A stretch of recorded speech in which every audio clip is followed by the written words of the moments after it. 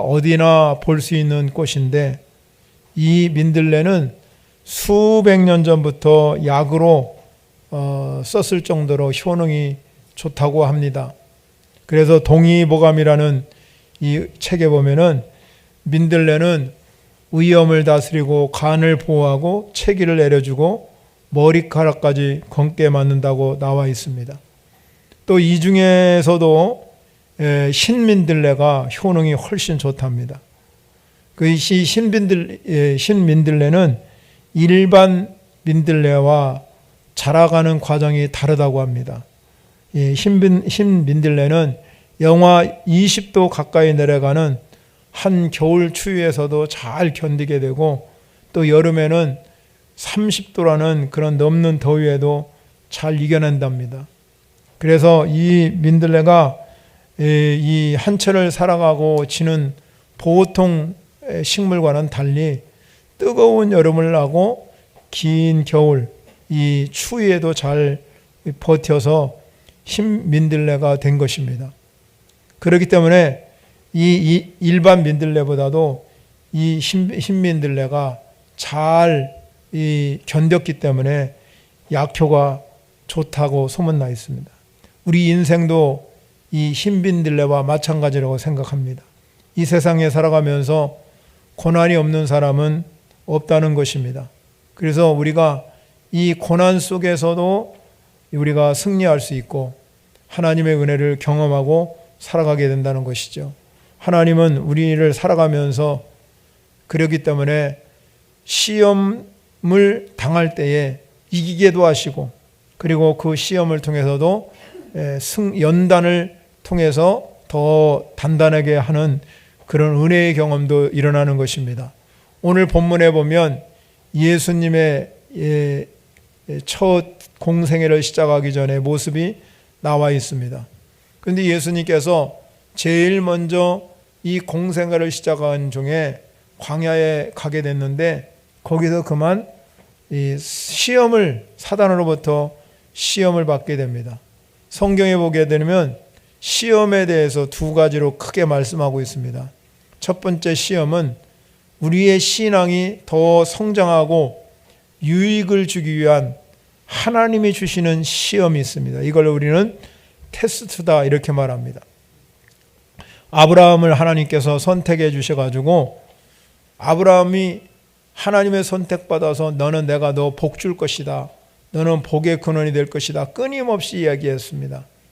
그런데 하나님은 그를 계속 시험해 보았습니다. 이 시험은 마귀가 주는 시험이 아니라 하나님께서 이 테스트를 해보는 거예요. 그래서 믿음을 확인해 봤습니다.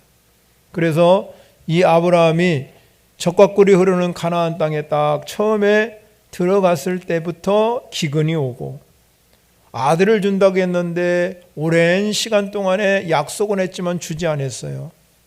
그러다가 하나님께서 아들을 주셨는데 100세의 아들은 얼마나 기뻤겠습니까? 그런데 아들이 이제 성장하고 나서 하나님께서 그를 저 모리아 산에다가 바쳐라, 제물이 되게 하라고 그랬습니다.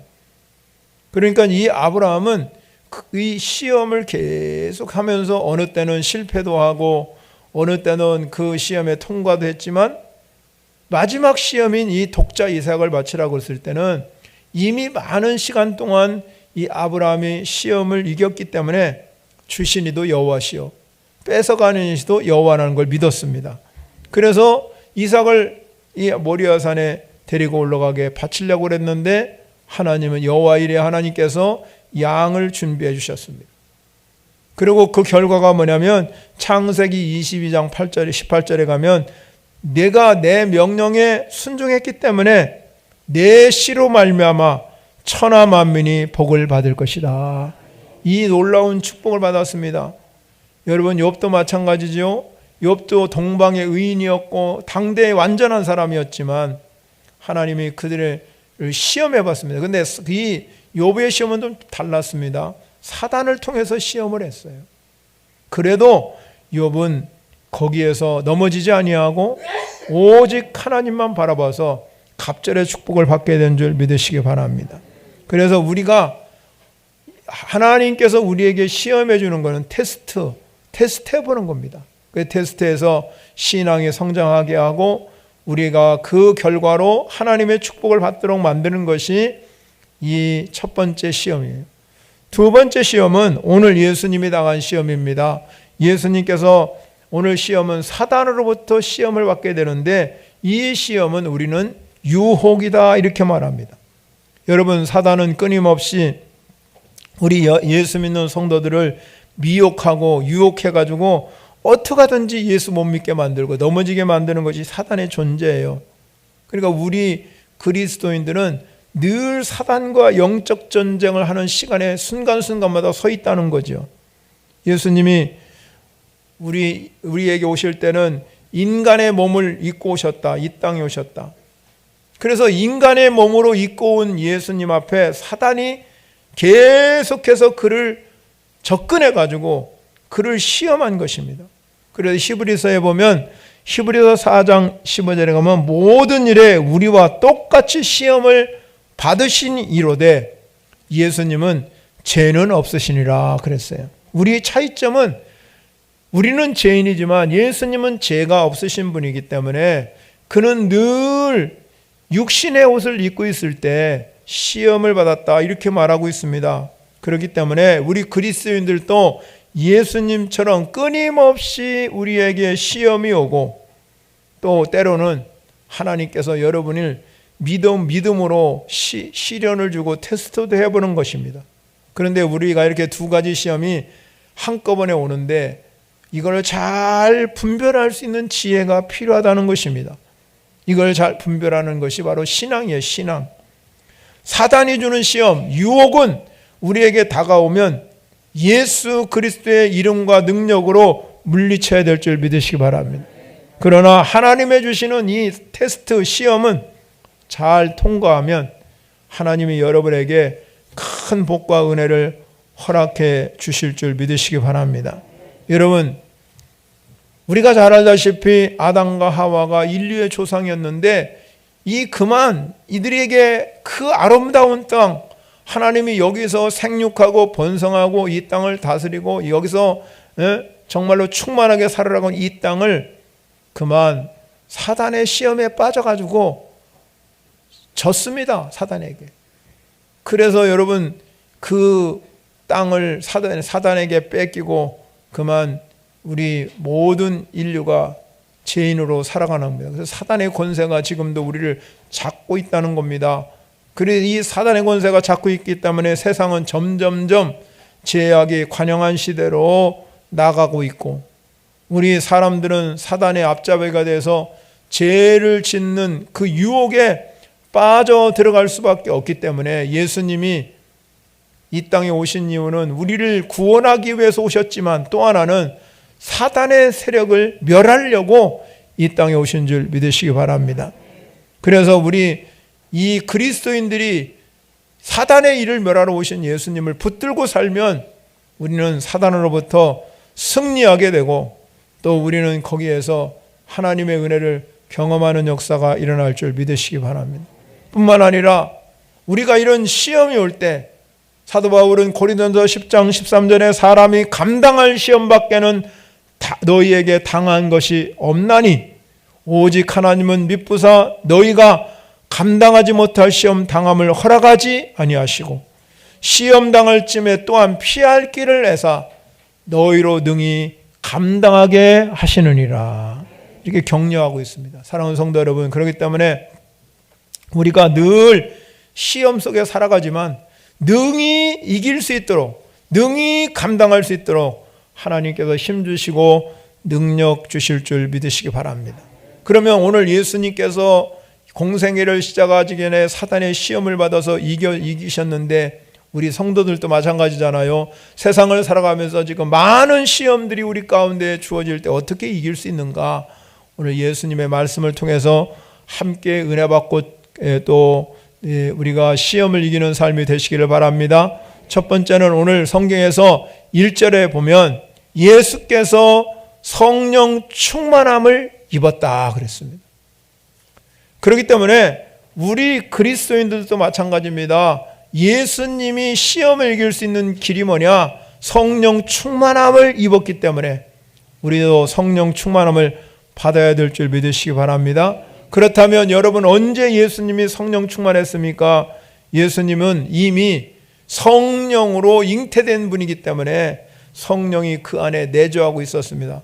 그럼에도 불구하고 이 성경은 성령 충만 받은 시기는 예수님이 세례 요한으로부터 세례를 받을 때 성령 충만했다. 누가복음 여러분 3장 21절과 22절에 보면 백성이 다 세례를 받을 때 예수님도 세례를 받으시고 기도하실 때 하늘이 열리고 누가복음 3장 22절에 성령이 비둘기 같은 형체로 그 위에 강림하시더니 그랬습니다.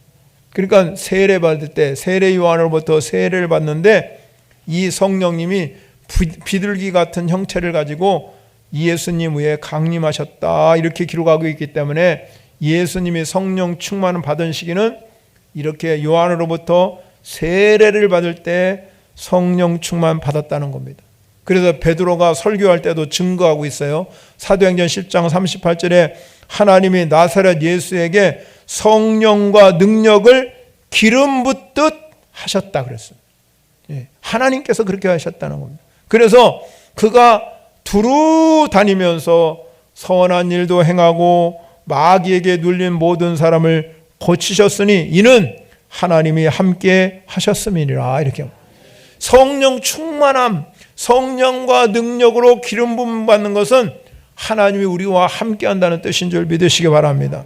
그래서 여러분 오순절합방에 120명의 무리가 너희들은 이 성을 떠나지 말고 기도에 힘써서 성령의 세례를 받으라고 예수님이 승천해 갈 때 말씀했잖아요. 그래서 이들이 모여가지고 120명의 무리가 열흘 동안 힘써서 예수님이 약속한 걸 기다렸습니다. 예수님, 우리에게도 예수님은 떠나서 없지만 우리에게 성령 충만함을 허락해 주십시오. 그렇게 기도했는데 사도행전 2장에서 그들에게 성령님이 강력하게 각 사람 위에 임하셨다. 각 사람 하나씩 하나씩에 임하여서 그들이 다 성령 충만함을 받았다 그랬습니다. 여러분, 성령 충만을 이 초대교회 성도들이 받으니까 첫 번째 뭐가 생겼냐? 담대한 마음이 생겼어요. 여러분에게도 성령 충만 받으면 담대한 마음이 생기는 줄 믿으시기 바랍니다. 뿐만 아니라 말씀을 전거하는 전도자의 사명을 합니다. 나만 여러분 예수 믿는 게 아니라 성령님이 내 안에 오시니까 다른 사람들을 전도하는 그런 삶을 살았다는 거예요. 오늘 성경에는요, 예수님께서 성령 충만함을 받았다. 그 다음에 1절에 여러분 말씀해 보면 성령 충만 받음의 강조점이 뭐냐? 예수님이 강조한 것이 있어요. 오늘 본문에 가면 성령 충만함을 예수님이 받았는데 그 강조점이 뭐냐면 성령에게 이끌리셨다 그 얘기예요. 성령 충만 받은 사람은 어떻게 한다고요? 성령의 이끌림을 받는 거. 성령에 우리가 이끌림을 받는다는 건 누군가로부터 여러분 우리가 가이드를 받는 거잖아요. 여러분이 다 운전하고 다니시지만 우리는 누구의 이끌림을 받아요? 어떤 여자에게 이끌림 받아요.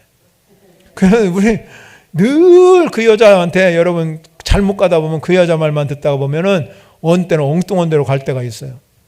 그러니까 여러분 우리는 그런데 여러분 우리가 정말로 살아가면서 중요한 게 뭐냐? 우리는 성령님의 이끌림을 받고 가야 될 줄 믿으시기 바랍니다. 그런데 여러분 마가복음 1장 12절에 가면 성령이 어떻게 했느냐? 예수를 광야로 몰아내 성령의 이끌림을 갖는데 이 광야로 이 성령이 몰아냈다는 거, 몰아냈다는 거는요, 막 여러분 뒤에서 쫓았다는 거잖아요. 막 쫓아. 성령이 그만큼 강력하게 우리를 이끌고 가야 했다는 걸 느끼는 거예요. 몰아낼 정도로. 그렇기 때문에 여러분 성령 충만한 사람들은 늘 성령님이 나를 이끌고 가게 되는 줄 믿으시기 바랍니다.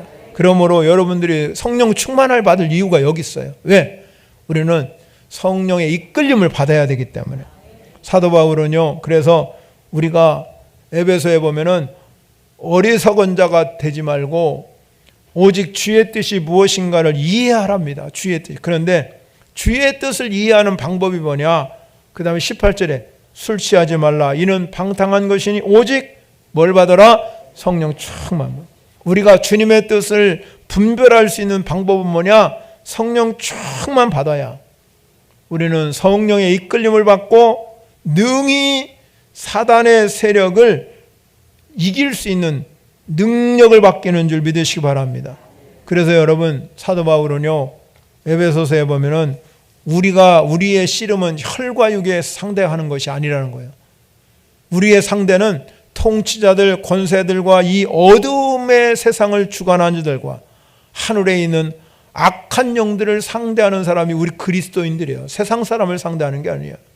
우리는 악한 영들과 상대하기 때문에, 그렇기 때문에 우리는 하나님의 전신갑주를 취해야 된다는 거예요. 하나님의 전신갑주는 뭐냐? 우리가 성령으로 충만한 사람은 하나님의 전신갑주를 입게 되는 줄 믿으시기 바랍니다. 이 이유는 뭐냐? 악한 날에 너희가 능히 그 악한 영들과 대적하고, 그리고 그 대적에서 승리해서 우리는 하나님 은혜 안에서 서 있는 사람이 되어야 될 줄 믿으시기 바랍니다. 그래서 여러분, 예수님도 마찬가지입니다. 마태복음 12장 28절에 가면 내가 하나님의 성령을 힘입어 귀신을 쫓아내는 것이면 하나님의 나라가 너희에게 임하였느니라 그랬습니다.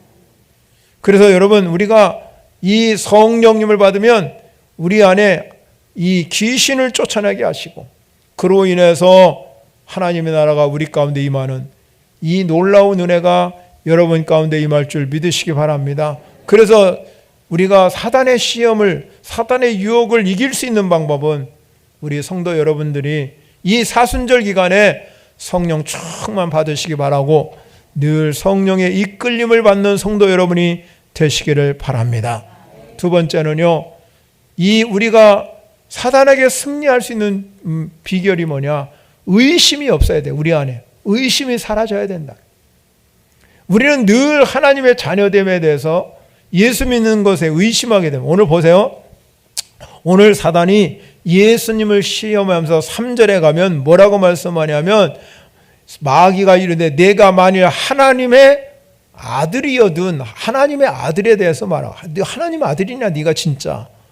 그리고 9절에 또 보면 또 이끌고 예루살렘으로 가서 성전 꼭대기에 세우고 이르되 내가 만일 하나님의 아들이거든. 똑같이 말해요. 하나님의 아들이냐 네가. 시험하면서 꼭 물어보는 게 뭐냐면 네가 진짜 하나님의 아들이라는 걸 물어보는 겁니다. 예? 그러면 하나님의 진짜 아들이면 이 돌 보고 떡덩이 되게 할 수 있잖아요. 하나님의 아들인데 그거 못하냐. 저 성전 꼭대기에서 뛰어내리면 죽지 않는다. 뛰어내리는 걸 증명해봐라. 그러니까 이 사단은 예수님께서 하나님의 아들 되신 사실을 자꾸 뭐예요? 의심하기만 해요. 내가 진짜 하나님의 아들인가? 이렇게 시험해보는 거예요. 예수님. 왜? 예수님도 죄는 없으시지만 시험을 받을 수 있는 자이기 때문에 육신을 얻고 있다면 사단이 자꾸 유혹하는 겁니다. 그런데 이미 예수님은 저 세례받을 때 성령만 받은 게 아니라 하늘로부터 음성도 들었습니다. 하늘로부터 음성 들었는데 뭐라고 말했냐? 너는 내 사랑하는 아들이라. 예수님이 이미 여러분 음성을 듣고 나서, 이 하나님의 세례받을 때 음성 듣고 나서 사단이 유혹한 거예요. 사단이 유혹해서 네가 진짜 하나님 아들이라는 것을 시험해 봤습니다.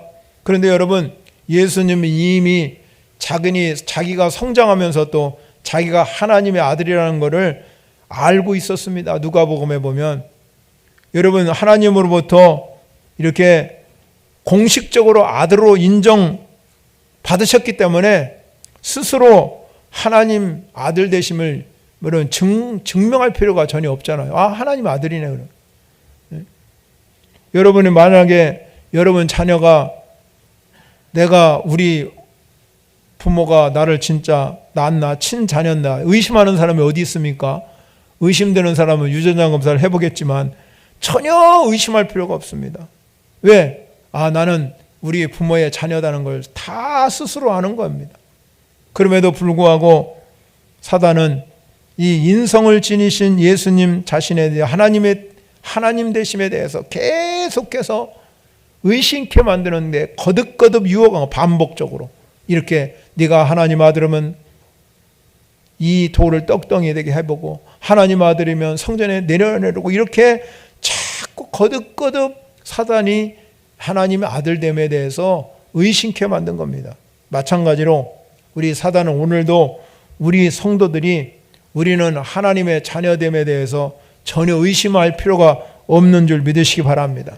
그런데 우리가 신앙생활 하다 보면 자꾸 우리가 의심케 만드는 겁니다. 내가 정말로 하나님의 자녀인가? 나는 구원받은 백성인가? 나는 정말로 하나님의 선택해 주셨나? 여러 가지 의심이 우리 가운데 들어올 때가 있어요. 과연 천국이 있나? 죽으면 어떻게 될 것인가에 대해서 끊임없이 우리에게 의심이 일어나도록 만드는 거예요. 이거 누가 주는 거냐? 하나님이 주는 게 아니에요. 사단이 여러분들을 끊임없이 네가 진짜 하나님의 자녀임을 입증해봐라, 증거해봐라. 하나님 아들이면 자녀이면 하나님 왜 응답 안 하느냐, 왜 함께하지 않느냐고 끊임없이 우리의 삶 가운데서 의심을 갖다 준다 이 말이에요. 그렇기 때문에 여러분 의심을 물리쳐야 될 줄 믿으시기 바랍니다. 야고보서 1장 6절에 가면 오직 믿음으로 구하고 조금 더 의심하지 말라. 의심하는 자는 마치 바람에 밀려 요동하는 바다 물결 같으니 이런 사람은 무엇이든지 죽게 얻기를 생각하지 말라. 두 마음을 품어 모든 일에 정함이 없는 자로다. 이렇게 말합니다. 예? 정함이 없답니다. 의심하는 사람은. 그러니까 우리는 이미 약속했습니다. 여러분은 하나님의 자녀인 걸 믿으시기 바랍니다. 누가복음 9장 62절에도 예수께서 말씀하시죠. 손에 쟁기를 잡고 열심히 일을 해야 되는데 뒤를 돌아보는 자는 하나님 나라에 합당하지 아니야. 의심하고 자꾸 뒤를 바라보고 그러면 하나님 나라 합당. 우리는 오직 하나님 나라를 바라보고 천국을 바라보고 하나님의 자녀됨의 확신을 가지고 우리는 가야 될 줄 믿으시기 바랍니다. 사랑하는 성도 여러분, 성령님도 친히 우리가 하나님의 자녀에 된 것을 로마서의 8장 16절에 증거하고 있다고 말씀하고 있습니다. 그렇기 때문에 우리는 절대로 의심이 생길 때 나는 하나님의 자녀됨에 대해서 절대로 흔들림 없이 믿음으로 나가는 성도 여러분이 되시기를 바랍니다. 왜 우리는 하나님의 자녀입니까? 이미 베드로가 고백했어요. 주는 그리스도시요 살아계신 하나님의 아들이시니다. 하나님의 아들됨을 베드로가 하나님의 아들이다. 예수님이 살아계신 하나님의 아들이다. 우리도 마찬가지. 주님이 그리스도시요 살아계신 하나님의 아들이라고 고백하는 성도 여러분은 다 하나님의 자녀가 된 줄 믿으시기 바랍니다. 그러니까 우리는 절대 이 말씀을 붙들고 신앙생활하면서 나는 하나님의 자녀됨에 대해서 의심을 하면 안 됩니다. 기도하면서 왜 응답 안 될까 의심할 필요가 없습니다. 하나님의 백성은 하나님이 늘 지켜주시고 보호하시고 인도하시고 축복하는 하나님인 줄 믿습니다. 여러분, 마지막 세 번째 중요한 것은 뭐냐? 오늘 본문에서 사단은요 늘 우리가 전략을 짜서 우리를 공격하지만 우리는 하나님의 말씀과 기도로 이기시기를 바랍니다. 여러분, 예수님께서 광야에서 이끌림을 하는데 거기에 며칠 계셨냐면 40일 동안을 1절에 보면 계셨다요. 40일 동안 아무것도 잡수시지 아니고 거기 계셨는데 여러분 마태복음 4장 2절에 가면 여기 오늘 이 4장 1절에는 누가복음 4장 1절에 나오지 않지만 마태복음에 보면 똑같은 말씀이 나오는데 4장 2절에 가면 40일을 밤낮으로 금식하신 후에 줄이신지라 그랬어요. 밤낮으로 금식했다. 40일 동안 여러분 성령님의 이끌림 받아서 마귀의 시험을 받으셨는데 이 2절에 보면 오늘 이 모든 날에 아무것도 잡수시지 아니하시니 날수가 다음에 줄이신지라 그랬잖아요. 그러니까 우리가 광야에서 뭐 했냐? 하나님 앞에 금식하며 기도했다는 겁니다. 예수님이 공생애를 시작하여서 제일 먼저 기도하러 어디로 가셨다고요? 광야로 나와요. 광야는 어떤 곳이냐? 아주 한적한 것이고 고독한 장소예요. 사람들이 왕래도 없고 아무것도 없기 때문에 신경 쓸 일이 없는 고요한 장소예요. 그렇기 때문에 광야에 예수님이 가신 이유는 하나님과 홀로 깊이 만나기 위해서 그 광야를 택한 것입니다.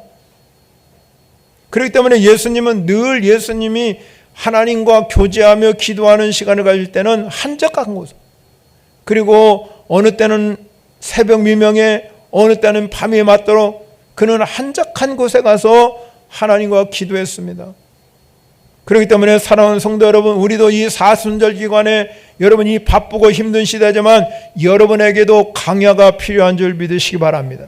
그러면 오늘날 우리의 광야는 뭐냐? 나 혼자 조용히 주님과 묵상을 할 수 있는 그 시간, 그 깊은 장소가 필요하다는 겁니다. 이 시대에 여러분 우리에게 소리가 너무나 여러분 많이 일어나는 이 시대 속에 우리도 광야가 필요한 거예요. 이 사순절간 여러분 단 하루에 30분이라도 여러분의 광야를 한번 만들어 보시기 바랍니다.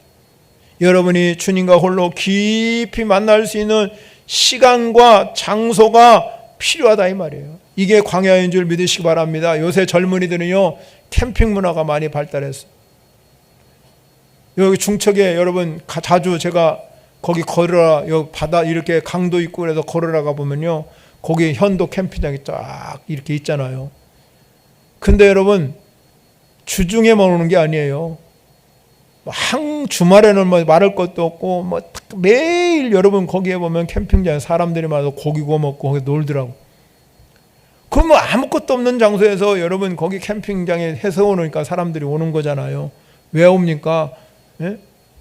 자기네들 식구끼리 그래도 예? 아파트에서는 떠들지도 못하고 뭐 그러니까 그런데 고기도 구워 먹지 못하고 그러니까 거기 와서 가족과 함께 즐겁게 지나게 오는 거예요. 여러분 오늘날처럼 우리가 이런 바쁜 시대 속에서 여러분 그래도 여러분 모든 여러분 성도들 나름대로 한적한 곳을 만들어 하셔야 됩니다. 너무 우리는요 TV에만 이끌리고 살면 안 되는 거예요. 우리는 성령의 이끌림을 받아야 되는데 대개 사람들이 다 TV의 이끌림을 받고 살아요. 우리가 성령의 이끌림을 받아서 여러분의 광야가 필요한 줄 믿으시기 바랍니다. 그 광야는 주님과 만나는 장소예요. 주님과 여러분 기도하는 장소요.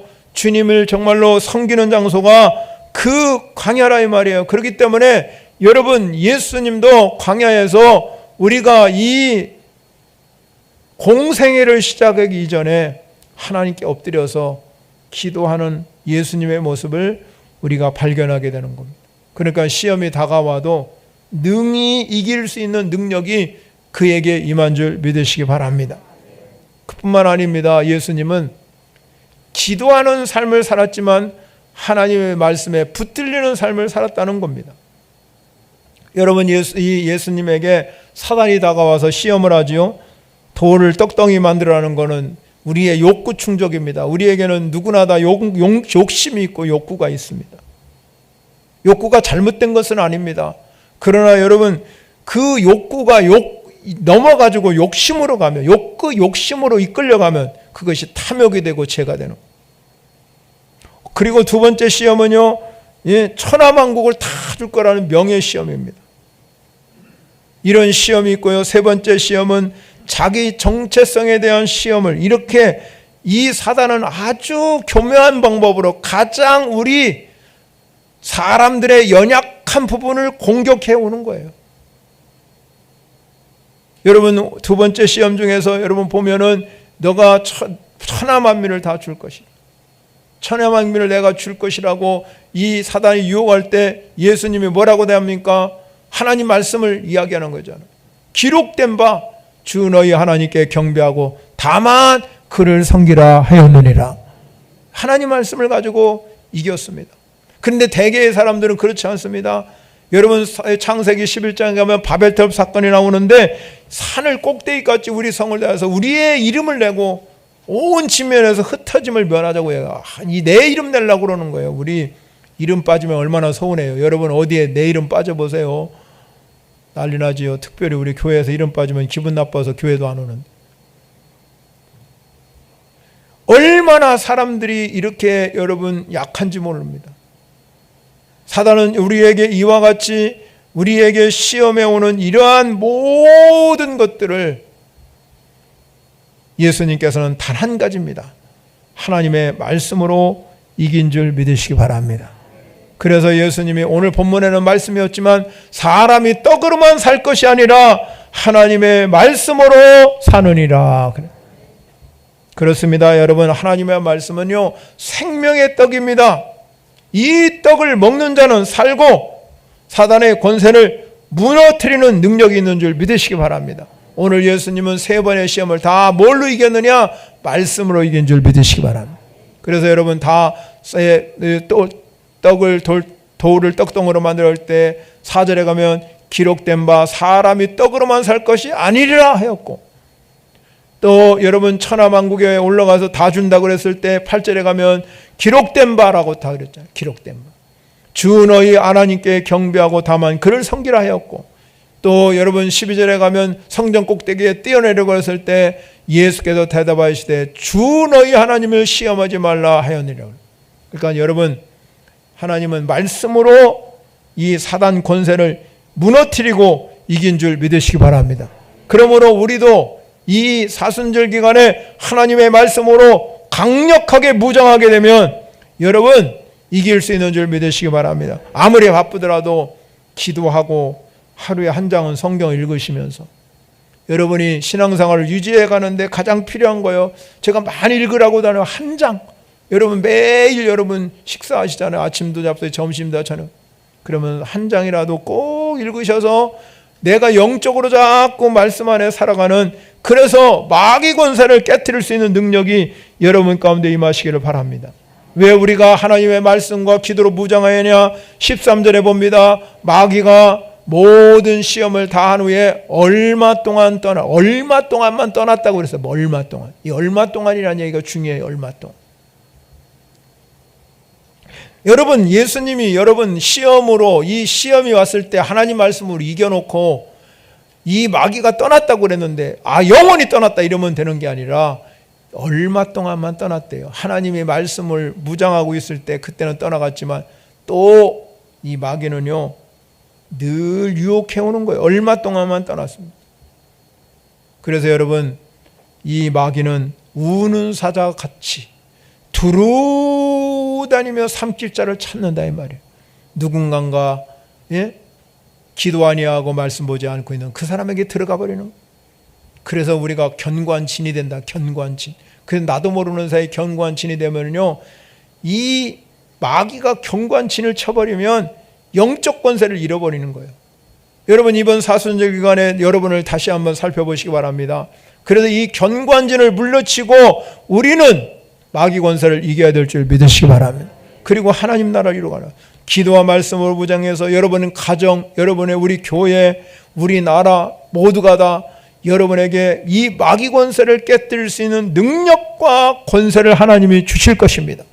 그리고 이기시기를 바랍니다. 여러분, 사단의 권세를 여러분의 가정에서 몰아내시기 바랍니다. 여러분의 자녀들에게서 몰아내시기 바랍니다. 우리 교회에서 사단의 권세가 물러가야 됩니다. 이 놀라운 역사가 일어나서 여러분의 가정과 교회 모두가 다 하나님 나라를 이루어가는, 하나님의 말씀과 기도로 무장하는 성령님의 놀라운 역사가 여러분 가운데 충만히 임하시기를 축원합니다. 오늘 말씀을 생각하면서 우리 기도하겠습니다. 찬양 올려드리겠습니다. 먼저